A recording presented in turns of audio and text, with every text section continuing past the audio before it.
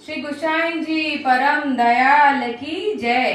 વૃક્ષ સાથે વાર્તાલાપ। કોણ કહેશે કે વનસ્પતિ નિર્જીવ છે? ધર્મશાસ્ત્રો વૃક્ષોને સજીવ માને છે। આધુનિક વિજ્ઞાન એ પુરાવા કરે છે। શાસ્ત્રો કહે છે માનવીને વૃક્ષોનો જન્મ મળી શકે છે। યમલાર્જુન જેવા અનેક દ્રષ્ટાંતો પ્રાપ્ત થાય છે। એ જળ દેખાય છે એટલું જ માનવ અને પશુ પક્ષીઓની જેમ વૃક્ષોમાં પણ દૈવી કે આસુરી જીવ હોઈ શકે છે। આ બધું નવાઈ જેવું છતાંય સાચું છે। શ્રી વિઠ્ઠલેશ પ્રભુ એકવાર દ્વારકા પધારતા હતા।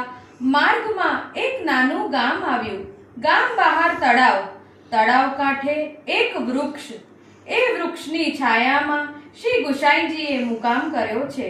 એ ગામમાં કોઈ એક બ્રાહ્મણ લીલાનો દૈવી જીવ છે।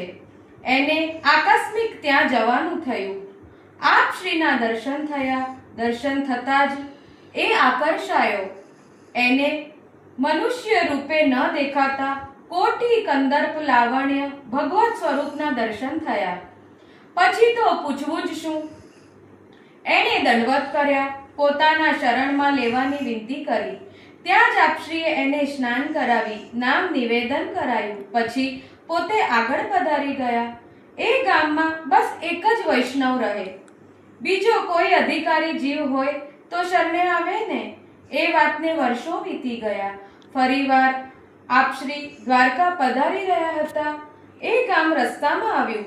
વૈષ્ણવને ખબર મળી, તરત જ દોડ્યો। માર્ગમાં આપની પ્રતીક્ષા કરતા ઊભો રહ્યો। પધારતા દંડવત કરી, વિનંતી કરી, કૃપાનાથ આપ મારા ઘરે પધારો। હવે અહીં જંગલમાં મુકામ ન થાય। વૈષ્ણવનું ઘર તો નાનું સરખું હતું, પણ એનું મન ખૂબ મોટું હતું। ભક્ત મનોરથ પૂરક પોતે શ્રી ગુસાઈજી એના ઘરે પધાર્યા। આપશ્રીને સાથે સેવક અને વ્રજવાસીઓ પણ હતા। વૈષ્ણવે સૌની સગવડ કરી। આપશ્રીએ એને પ્રેમ ભાવ જોઈને પ્રસન્ન થયા। સાંજનો સમય છે। પોતે ગાદી તકિયા પર બિરાજેલા છે। વૈષ્ણવો સામે બેસીને ચરણ સેવા કરી રહ્યા છે। તે વખતે આપના મનમાં એક પ્રશ્ન સ્ફુર્યો। વૈષ્ણવ, આ નાના ગામમાં તમે કઈ રીતે નિર્વાહ કરો છો? પોતે આજીવિકા અને ઉદર નિર્વાહ વિશે પૂછી રહ્યા હતા, પણ એ વૈષ્ણવનો તો મનમાં ભાવ જુદો જ હતો। એમને જુદો જ ઉત્તર આપ્યો। કૃપાનાથ, અહીં બીજો કોઈ વૈષ્ણવ નથી કે જેની સાથે હું સત્સંગ કરી શકું, પોતાનો ભાવ પ્રગટ કરી શકું। સત્સંગ વિના તો રહેવાય નહીં, એટલે આપની કૃપાથી એક બીજો ઉપાય શોધી કાઢ્યો છે। ગામ બહાર જે વૃક્ષની નીચે આપશ્રીએ મને બ્રહ્મ સંબંધ આપ્યું, એ વૃક્ષની નીચે હું રોજ સત્સંગ કરવા જાઉં છું। એ વૃક્ષ સાથે હું નિત્ય સત્સંગ કરું છું। પ્રભુ, મારી સાથે એણે પણ આપની વાણીથી નિવેદન મંત્ર શ્રવણ કરેલો ને, એટલે એ પણ વૈષ્ણવ થયો ને, મારો ગુરુભાઈ જ કહેવાય ને। શ્રી પ્રભુચરણ વિચારી રહ્યા છે। વાહ, કેવી સુંદર ભાવના છે।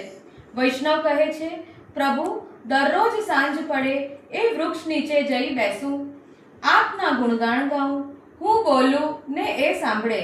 એમ કરવામાં મારા ભાવનું સરસ પોષણ થવા લાગ્યું। ગમે તેમ પણ મારું મન એમ જ કહેતું કે આ સાધારણ વૃક્ષ નથી, આ તો કોઈ પૂર્વ જીવ દૈવી વૃક્ષયોનીમાં આવેલો છે। અને મહારાજ, એ દૈવી જીવ ન હોત તો આપ સાક્ષાત પ્રભુ એની છાયામાં બિરાજીને એની સેવા અંગીકાર કરત જ કેમ? આપ પધારવાથી એ ભાગ્યવાન બની ગયો હતો। આપશ્રીએ આજ્ઞા કરી, વૈષ્ણવો, મારો ઘોડો લઈ આવો। ઘોડો આવ્યો। પોતે એના પર સવાર થયા। વૈષ્ણવ પાછળ ચાલ્યા। ગામ બહાર પધાર્યા।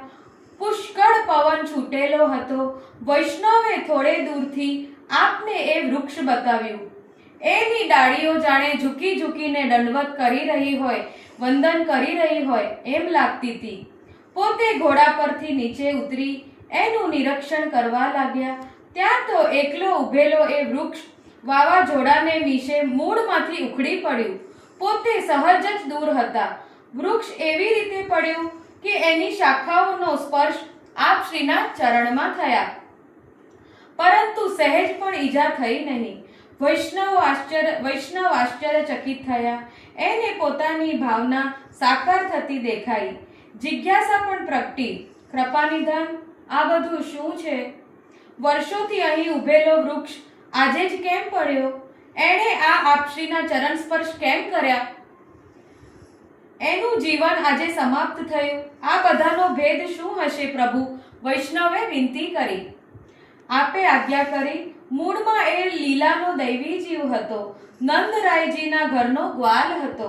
ત્યાં અપરાધ પડતા ભૂતલ પર મનુષ્ય રૂપે જન્મ થયો. એ વૈષ્ણવ પણ થયો, પરંતુ વિષય દોષના લીધે પછી એ આ વૃક્ષ યોનિને પ્રાપ્ત થઈ હતી. અહીં એને મારો સંબંધ થયો અને તારો સત્સંગ મળ્યો. તમને બંનેને પરસ્પર લાભ થયો. સત્સંગ શું નથી કરતો? એના દોષની નિવૃત્તિ થઈ જતા આજે એનો વૃક્ષ દેહ છૂટ્યો. એ જીવથી લીલા પ્રાપ્તિ થઈ. આ રહસ્ય જાણીને વૈષ્ણવ ભાવ વિવશ બની ગયા. એને પોતાની પ્રાપ્તિ વિશે જાણવાની પ્રબળ ઈચ્છા થઈ. એ વિનવે છે, કૃપાનાથ, અહીં મારે આટલો સત્સંગ હતો તે પણ ગયો. હવે હું કઈ રીતે નિર્વાહ કરીશ? હવે મારો કેટલો વિલંબ છે પ્રભુ? આપ શ્રી આજ્ઞા કરે છે, વૈષ્ણવ, હવે થોડોક જ સમય બાકી છે, પછી તું એ લીલામાં પ્રાપ્તિ થઈશ. ચિંતા કરીશ નહીં. અમી વર્ષા સમા આ વચનામૃત શ્રવણ કરતા વૈષ્ણવ ગદગદિત થઈ ગયા. શ્રી પ્રભુચરણને હવે આગળ પધરાવાનું હતું. વૈષ્ણવે અતિ આગ્રહ છતાં હવે રોકાઈ શકે તેમ ન હતું. પોતે પધારવા તૈયાર થયા. વૈષ્ણવના હૃદયમાં સમર્પણની ભાવના પ્રગટી. પોતાના ઘરમાં જે કંઈ હતું તે સર્વસ્વ આપના ચરણમાં ધરી દીધું. પછી વિરહ તાપ કરતા એ વૈષ્ણવ થોડાક સમયમાં દેહ છોડીને લીલાને પ્રાપ્ત થયા. પ્રભુની લીલા કેવી અસાધારણ, અલૌકિક અને અટપટી છે.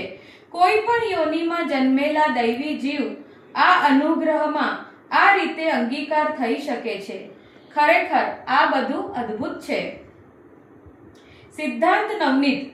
વૈષ્ણવે સર્વ વસ્તુમાં હંમેશા અલૌકિક બુદ્ધિ રાખવી. જેમ કે કોઈ નદી દેખાય તો જોતા જ શ્રી યમુનાજીનું સ્મરણ કરવું.